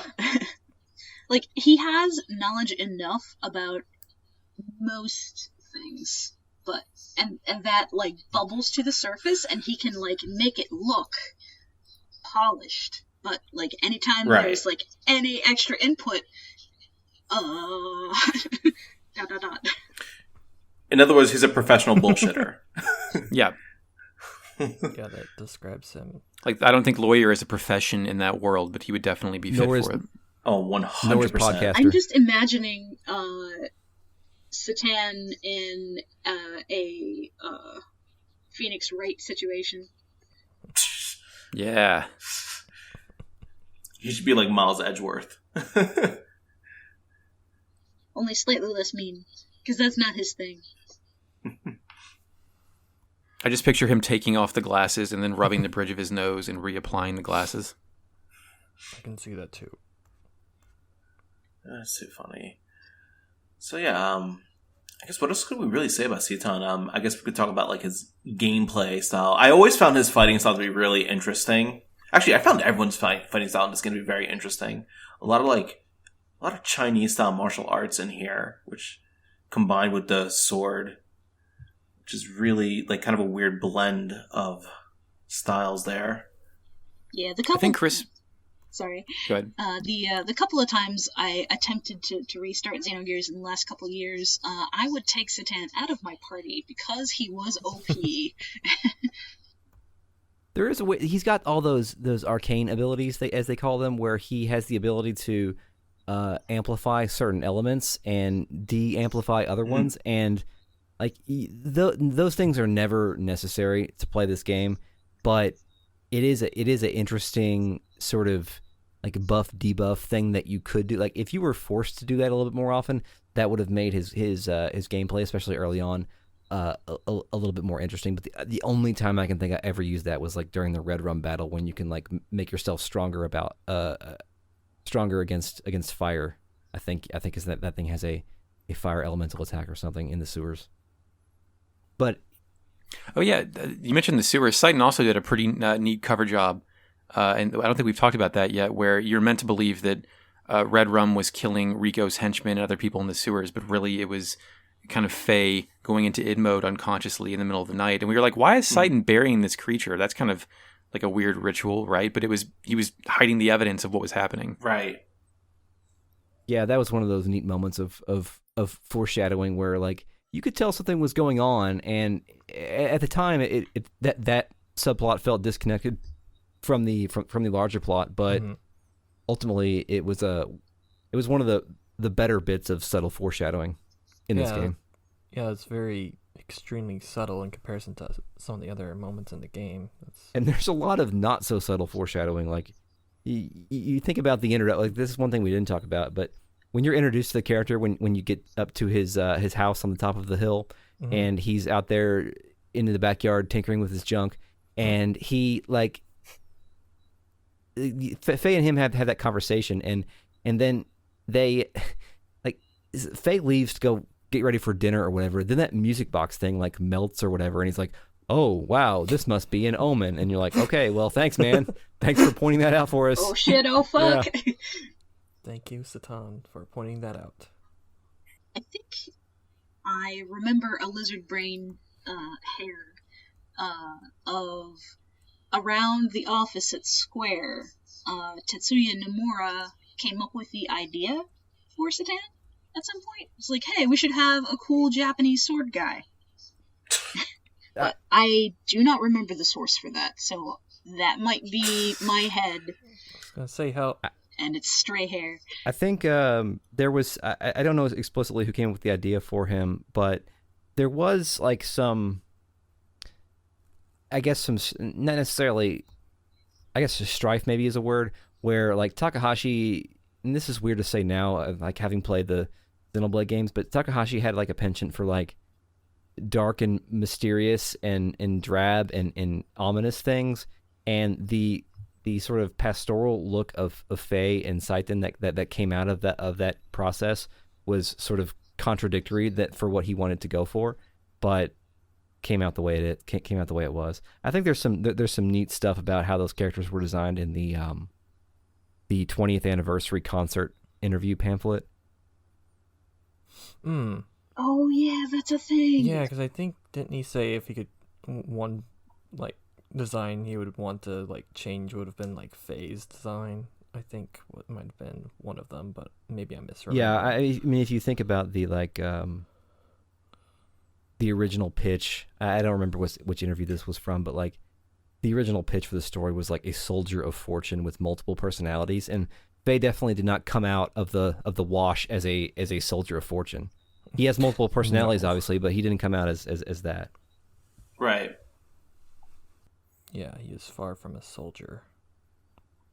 Also, I always found it really interesting, like with his fighting style, how like every single time, I think it was his gear, where like every single time the gear would like hit an enemy, you'd see like a different Chinese character, and that like his whole fighting style just like is weird. Does anybody know what that poem is? Like whenever he used, I think it's Festive Wind was that one death blow where he like slashed. Does anybody know like what is actually like saying on screen? No, I'm going to find out, or at least I'm going to try to find out. Like one of the other things I've been trying to find out is like this is not necessarily related to Citan, but like when Groff does his super guided shot in some of the battles, he does sort of the same kind of thing as Faye's Wind Death Blow, where he flies up in the air and like shoots a bunch of chi. But with Groff, he has like a bunch of kanji pop out of that, and I've been trying to capture that so I could get some folks to look at it and come up with what it is. And we've gotten a couple of them, but like Festive Wind is the next thing on my list that I'm going to try to figure out from, or at least I'm going to try to ask somebody to figure out, because there's no way I'm going to be able to do it. Yeah. Yeah, and it's also funny because like Saga has a move that's similar too. One of Shion's special moves. Lunar Blade? It's like, Lunar Blade. She does something similar, and there actually was a translation for that, because I remember I found it not that long ago, and I wish I had it up now for this, but yeah, I would love to know what it says whenever Citan does that, because like, I remember when I was playing it, and I would see it happen, I'm like, oh, that's super cool, he's like the cool sword guy, but I'm like, I'm kind of curious to know like what that actually says. Because it still feels kind of a really random thing, because like, it's only him who has a move like that. Yeah, it's like somebody wanted to put this in there. So somebody had this thing they wanted to have in the game, in the, the samurai guy was the most appropriate place for it. But then again, like one of Ellie's elemental death blows is a bunch of cartoon moles popping out of the ground. So who knows? True. Yeah, it's interesting when you have like that very Japanese style swordsmanship coupled with like a Chinese style martial arts hand-to-hand combat. I don't know. I always found that really interesting how they blended the two in this game, not just with him, but like with some of the other characters too. Yeah, I mean, there's actually there's more characters that fight hand-to-hand than that have weapons, because Ellie has a weapon, Citan gets a weapon later in the game, right? But that's and Bart he's got the whips, but that's pretty much it. Yeah, he's got a whips. I don't know much about martial arts, but Chris is more observant than I am, and he pointed out that in one of Citan's hand-to-hand combos, I think one of the triangle moves is him finishing it by moving one finger to deal damage to somebody. Yeah. That was extremely cool. That move is really cool. Yeah. Yeah, I always really like that one. And then, like, doesn't he also have, like, some that are, like, he produces, like, after images, too? Yeah, he does. I think it might be his XX death blow. I could be wrong, though. Is the stabbing Harry Carey move, is that intended to be literal or a metaphor? I assume the latter, yeah. right? Because he just gets He back definitely up. does the Yoshimitsu thing, yeah. Yeah. Yeah. And as we all know, Yoshimitsu does take that damage. Indeed, we all know that. He does. And then he's got that other one that I always really liked, the it was Crystal Water, that was it, where like he keeps slashing and then you just keep seeing like kanji appear. Yeah. And that move is interesting because that like really reminds me of Zeke's move from Xenoblade 2, where Zeke does that thunder attack and he like hits the ground and then you see all the kanji appear too. It's interesting that like Japanese, at least I guess maybe this only applies to Westerners, but like when we look at Japanese, it is the written language. It is such like a elegant looking thing. But if the word like kill were to come out of somebody when somebody attacked, and it was just the KIL just pops out of nowhere, we would laugh at that. I mean, there is weird fixation like that, right? Like a lot of the art in Midgar and Final Fantasy VII says Loveless because they were obsessed with that My Bloody Valentine record. Cool. Oh. So there are, it just stuff gets carried over like that. So sometimes. I have the quote from the 20th anniversary interview with the character designer Tanaka. Kunihiko Tanaka. Yeah, Kunihiko Tanaka was asked about Citan, and he said, it was very easy to design him. The only difference between the final design and rough sketches is that he's a bit more shady looking.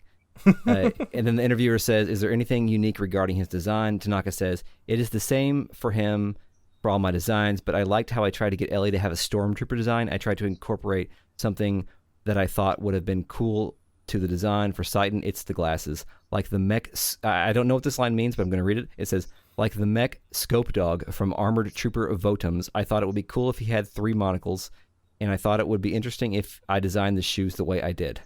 So, there you have it. I'm going to start calling him Scope Dog. That's my new name for him. Scope Dog. Scoop Dog. Does he... That's his on-air radio DJ personality. If he actually started a podcast, that would be his name.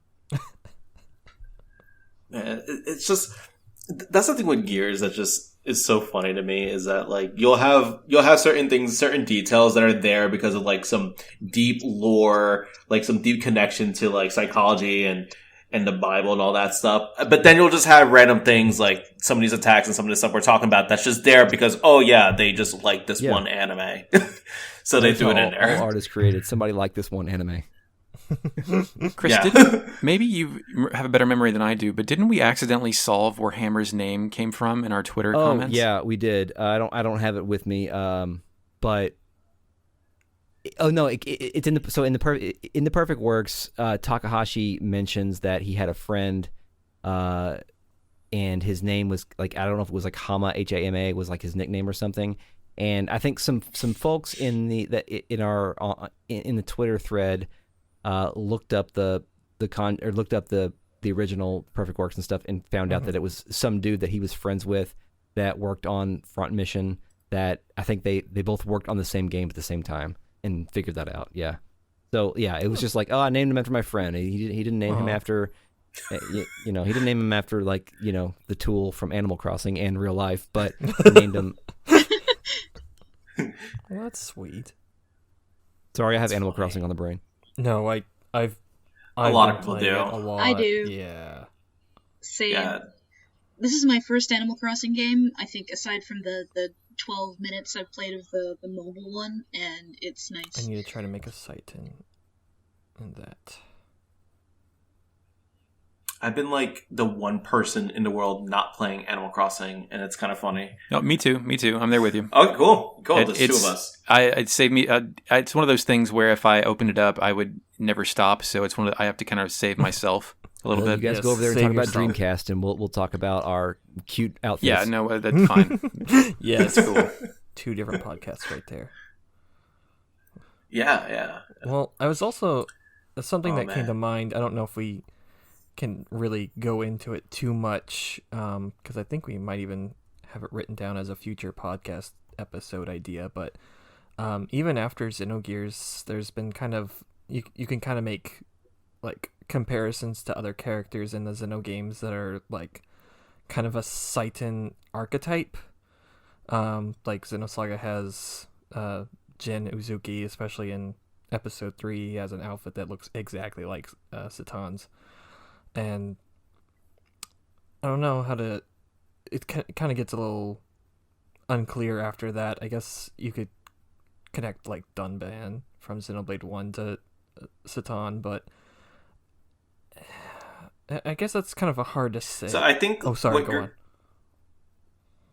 Well, I was gonna elaborate on what you're trying to say. I think like the idea was to see if there were any archetypes that are specific to Xeno games in particular.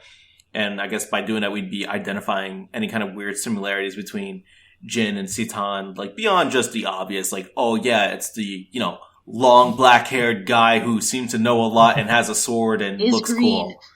Is green, right. And I think like that idea that you have a character that kind of knows more than they let on, and I guess like are also in a weird way connected to the antagonists, because I know Jin is kind of connected to some of the main antagonist of Saga, and obviously we're talking about Citan's connection with Kane. So I guess like you'd have like some similarities like that. Dunban's connection with like Mumkar. Yeah, Dunban's connection with like Dixon and Mumkar. Yeah, this is a stretch, but I always sort of felt Morag in Xenoblade 2 as connected to the Uzuki, sort of like You're spiritual. not the first person to say that. Because, like, there's nobody else. And, like, I think, I know there's a couple of throwbacks that Zeke does, but Zeke is very obviously Bart connected. Yeah, Zeke is Bart. For sure. Zeke is almost too Bart, I think. Yeah, like, he is over the top. He's more Bart than Bart. It's like the only like real similarity that I see between Zeke and Citan is that one move, like Crystal Water, and then Zeke's. I forget the name of it. Zeke's that sort of move that Zeke does. Those look kind of similar to me, but like other than that, yeah, Zeke. Not a whole lot. If anybody has played Xenogears on the main cast of Xenoblade 2, it's Zeke. Because he's got the middle schoolers, like, I believe in this thing that I'm doing. He hasn't been disillusioned and ruined by the world yet. Yes. Well. Yeah, that's pretty much. I think that's what Yes. Tyler was getting at with Citan. Do you see any similarities with Citan in Saga, or if you even remember much of Saga? I remember kind of losing my mind when I found out he shared the same last name as Shion, the protagonist. And then, again, memory's fuzzy, but isn't all you see of Jin in first Xenosaga is like an email or like a video conference or something like that? It's like a video call. And like what's funny is that like it's a different voice. Yeah, and there's a... He sounds so weird in it. It's like he has like this much lighter, like younger voice, and then you get him in like 2 and you're seeing him and that voice is completely different. It's like a much older, more mature, more refined voice, and you're kind of just like, wait, what? Is that the same person? Like, I almost forgot that Jin was even in Saga 1 because of how different the voices are. It wasn't until I was rewatching cutscenes, like, not even that long ago that I realized, oh wow, Jin was actually in the first game, but it was, the voice was completely different and personality was different too. I'm not sure if I even noticed that because of the radical shift in art direction for, I guess, Shion and Cosmos between 1 and 2. Because Jin had 2 scenes, that video call, and then he was briefly in the credits. But yeah, those... Yeah, I think he had... They gave Jin glasses in Xenosaga 1, and they removed those for Xenosaga 2. And I'm not sure if he gets those back. I think it might have been like a slant too far. So it's like, it's too much like Satana. Let's reel it back. Trying not to get sued. Yeah, but then when 3 came out, they just didn't care. Oh, like, the whatever. We're just gonna reference everything we can reference. Yeah, I remember there's a gear, I think it's an optional fight toward the end of Xenosaga 3, and I either brought, and I don't think it was Chris, but I think I brought one of our other friends in my room where I had it prepped up and pointed to it and went, hey, you know what that is? You know what that is? Like raising my eyebrows like an idiot. I know exactly what you mean. Yeah, Omega id. And I think they even call it id. Yeah, it's literally called that. They did not care anymore at that point. But as far as identifying Citan in those games, I don't know that when I played them in my early 20s, if I had the presence of mind to try to recognize archetypes, or if I just assumed every new game was a neat new thing for me, despite the obvious similarities in the Xeno name and the development lineage. Now, I think I'm going to look for Citan in games for the rest of my life, but at that point, it was not committed to memory.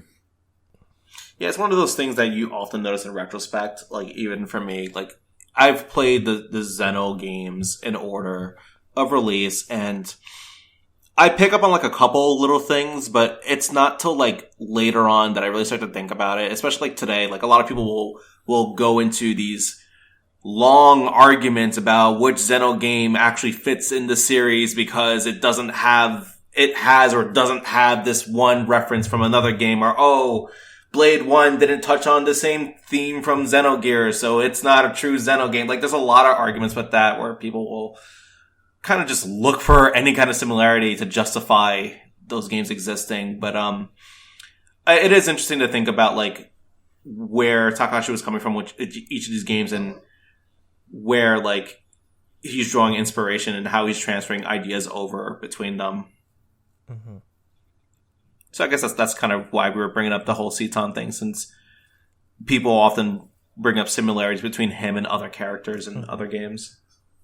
I think that the Morag read is really interesting. I'm fresh off that game. Like when I think back to the characters in Xenoblade Chronicles 2, like Morag is especially, and maybe this is true like just across JRPGs, at least in my headspace right now. Like Morag seems like she is one of the more contemplative and well-adjusted characters at all. Like that she doesn't, I mean, she has a conflict to resolve, but she seems to come to that particular decision quite easily because she is a rational person and can get there, and she doesn't have any trouble getting there.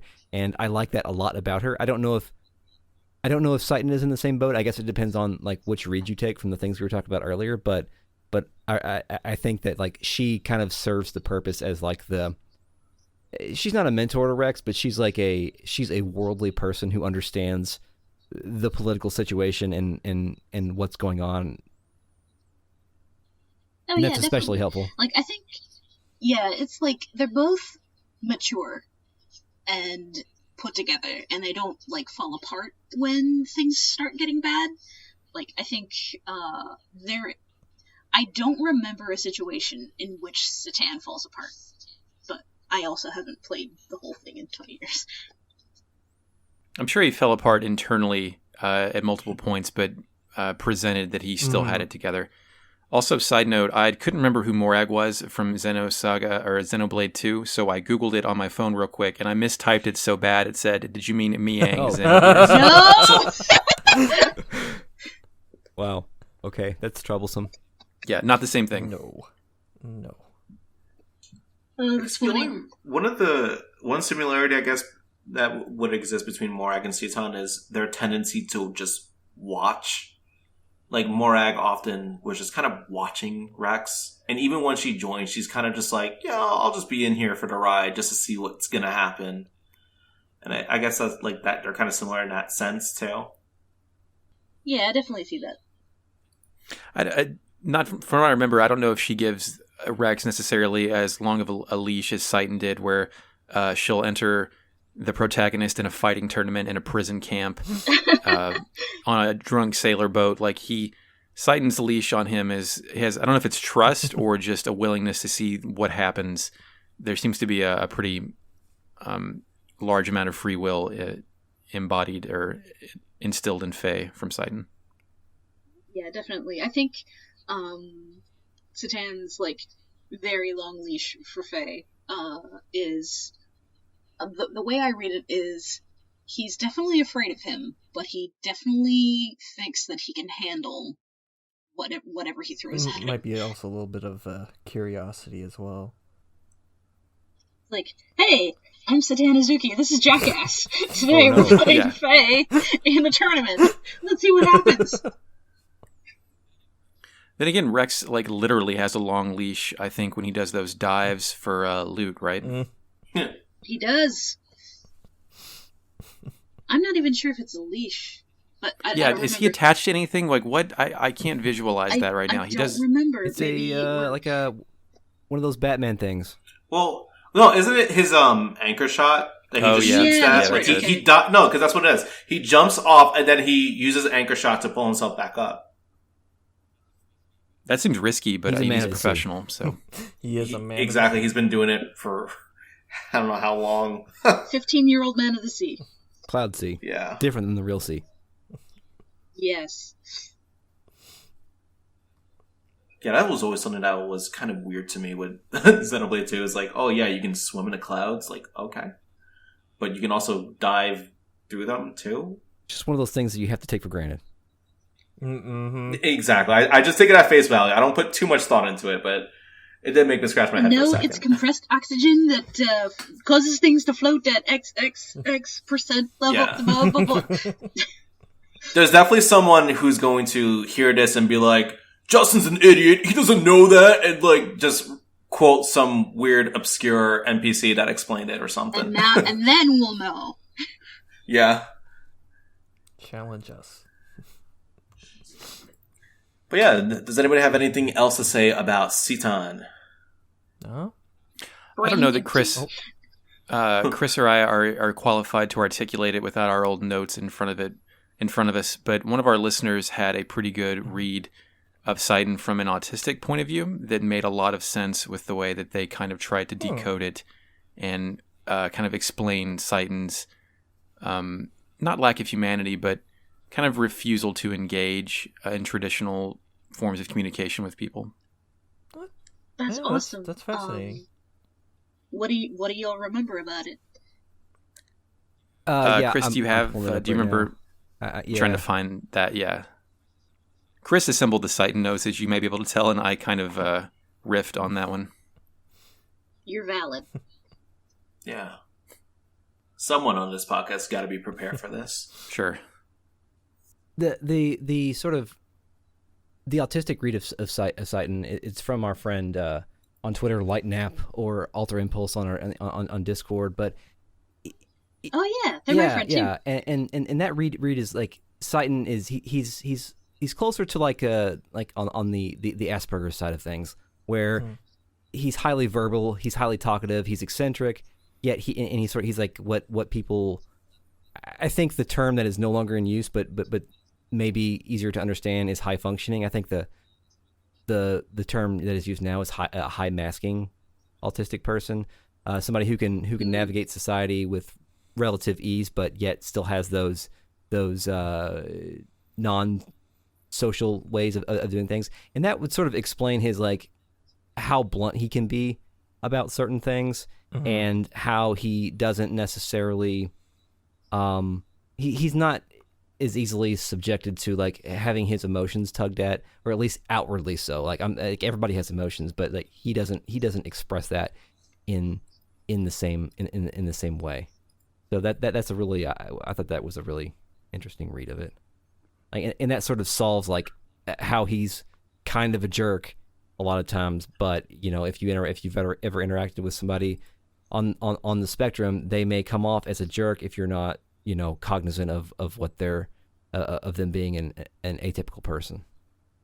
That's really cool. It's really, and it's it's a really interesting read. I mean, you can never like know what the intent of the character when he was written, especially because it was trained. You know, we're working off a localization, an English localization. So, but it is like once the game is out, like the readers or the players or whoever are free to interpret it however they wish. And I think this is a really interesting sort of read on it, especially if you think about how he was throughout the game.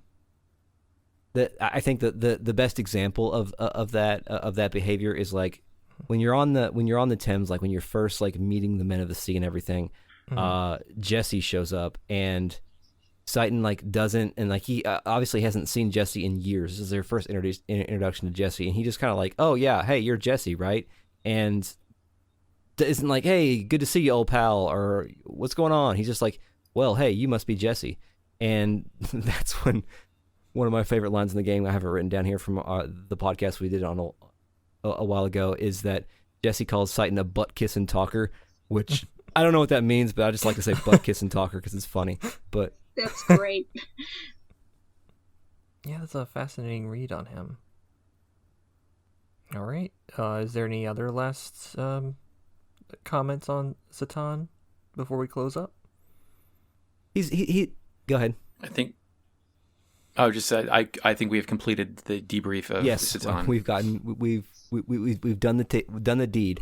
But yeah, I would like to thank you guys for having us on here. It was fun to talk about this, especially like I'm glad that we were able to choose a topic that we've already like done a lot of research on, so we could contribute as much as we possibly could. So the timing of this was perfect.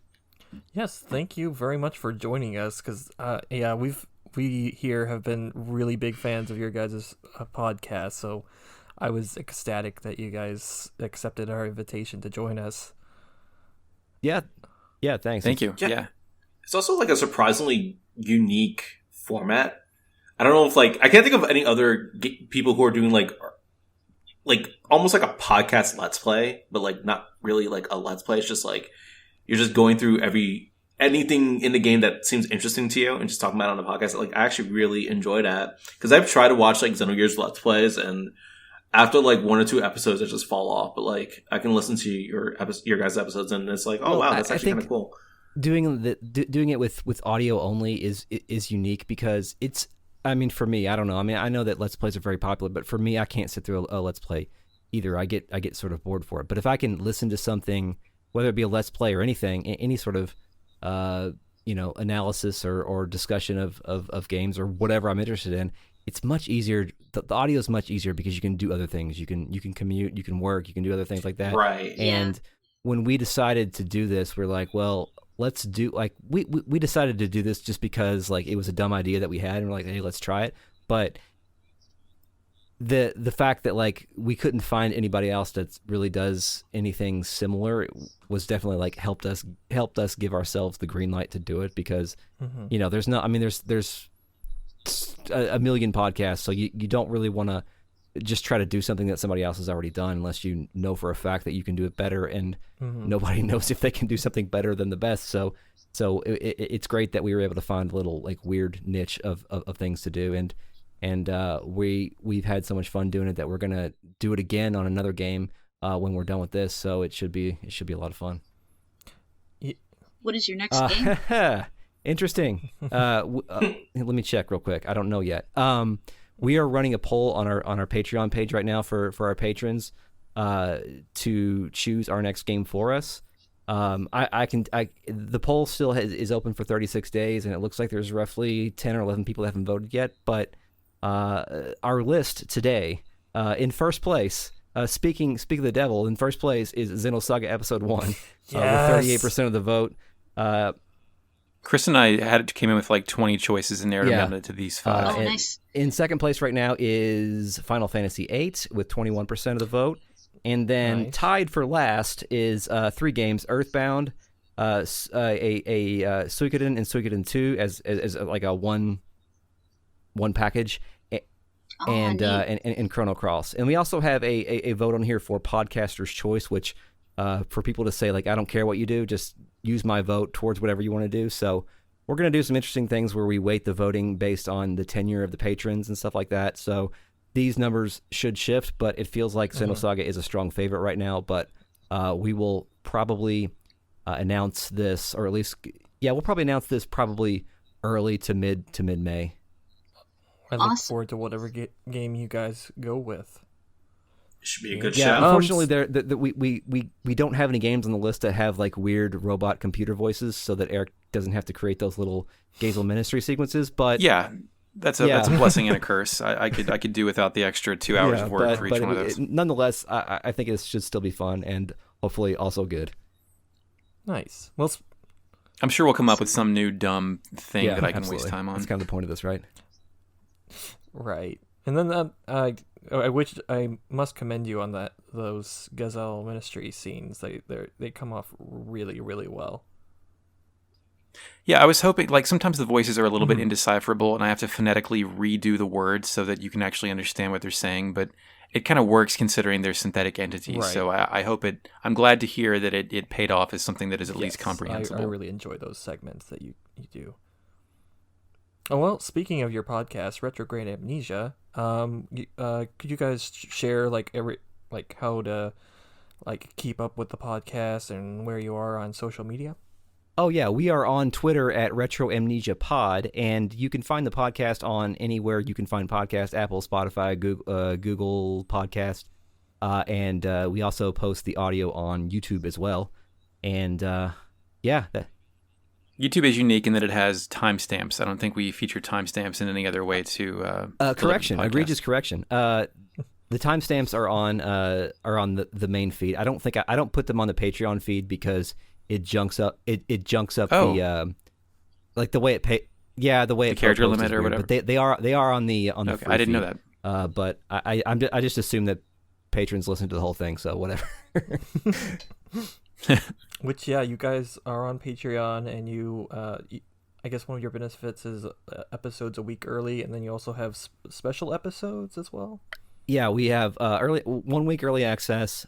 We have with this may change in the future, but right now we're with Xenogears, we're doing a monthly bonus episode for the $3 tier, which is we've done one called The Origins of Xenogears, which is just like a discussion on like the history and development of the game, and we drew that's kind of why I knew where some of that stuff was in the interviews, is because we did a lot of talk about like how the game came to be, how it was originally a pitch for Final Fantasy VII, all that kind of stuff, and just kind of talk through all that stuff. We did a couple of episodes called this was maybe our dumbest idea, but I think it turned out okay. Called the Tournament of Gears, where we just made a 32 gear bracket and then just advanced the gears based on which one we thought was cooler. And that sounds amazing. And we did one. We did two on Citan. The first one is called Xenogears, Citan, and Satan, and we talked about how Citan kind of maps to the biblical Satan in various ways. And then we did another one on his sort of his vibe as a samurai, and some of the other fan theories, like some of the stuff that we've talked about today. And there's probably another one too. Oh yeah, we did. Maybe this is our dumbest idea. Our first bonus episode was us. Eric was playing the real game, and I was playing the demo disc, and we did a podcast while we were doing that, and just talk through the demo disc. Which the demo disc is kind of weird if you've never played it. So yeah, I remember playing that demo disc a long time ago, and it was a very fourth wall breaking. Yeah, and in addition, we've done we're doing it, and we've introduced a mini series tier, where our first mini series is on the Xenogears Perfect Works, which is the lore Bible. Eric has done a pretty amazing job at creating a audiobook version of the first chapter of Perfect Works, and cool. On the history chapter. I don't know how much further we're going to do with the audiobook stuff, because that's like at some point. More than half of social structure. We're going to do some of social structure too, but like the translation is weird, and it's kind of like hard to turn that into an audio format. Yeah, you can read it and get an idea from the Flickr scanzillation of Perfect Works and understand what it means, but it's not a sentence that you can say out loud. Yeah, the translation is not great. But we're going to continue to cover that in like a podcast or a Q&A kind of form. And then once we finish that, we're going to do a mini series on Terranigma at some point in time down the road. Oh, cool! I've heard of that. Yeah, neither one of us have played it, so we're going to see. We'll see how that goes. But it never came to North America, so it's kind of an alien artifact. So sort of the structure of the podcast going forward is going to be like, we're going to do our main season on a big, relatively known game like Xenogears, Final Fantasy, Xenosaga, stuff like that, and then our mini series will be on something that is maybe not necessarily as well known. Still popular, but not like mega shorter popular. Too. Like Terranigma is probably a 20 or 30 hour game, or like we have written down Parasite Eve or Panzer Dragoon Saga, stuff like that. The Bouncer. No, we're not doing the Bouncer. I'll listen to that. I'll play the Bouncer for charity, but that's about it. Oh, we're gonna do the Bouncer, dude. I'm gonna quit the podcast fine. if we do the Bouncer. But yeah, that kind of about wraps it up. What our kind of mission statement with that is. And our Twitter account primarily has podcast information, late night screen cap shit posting, and Chris logging into the wrong account. No, I understand. I do that sometimes with our XenoChat Twitter account, so I feel you there. All right. Definitely, listeners, give Retrograde Amnesia a listen. They are awesome. So I guess we could go around, and anybody else can share any projects or anything they're working on. What about you, Justin? So, business as usual for me. I had my Shenmue review that was recently, even though it probably won't be so recent once this podcast goes up. I am also just working on projects in general. I've got that Xeno project that I am still working on. I was actually playing some Xenoblade Cross for that project, since it does involve that. Yeah, we played. And that's pretty much been what I've been doing. Trying to play some other games too. Like I just started Atelier, since I actually want to cover that for my RPG panel whenever conventions start happening again. I would love to start doing those again and get some new material for that as well. Yeah, But yeah, that's pretty much been what's been going on I've with heard me. really good things about that Riza, the latest one. I'd like to get that. Yeah, Atelier Ryza is a lot of fun. I really enjoy it. Nice. All right, how about you, Kat? Well, I'm enjoying working from home. I've been working from home for the last 2 weeks, and I've been getting a lot of art done. So I'm going to be working on an original project that I've been working on for the last 10 years, and hopefully have something to show for it soon. Yes, that's awesome. That's for your Nightface comics web series, right? Yeah. Yes, that is currently taken down, that maybe I can get back up. Nice. Let's see, as far as, well, I have a lot of free time on my hands, lately, but I've just been, I write some articles for RPG Fan. I do have something Xeno-related planned as well that hopefully will be coming up in April. But other than that, well, I don't have anything going on really besides editing these episodes. Okay. Well, as far as XenoChat goes, before this episode, we should have the interview with Purple Shala and Anime Vivi up by the time this episode goes up, so that was a really fun episode to record.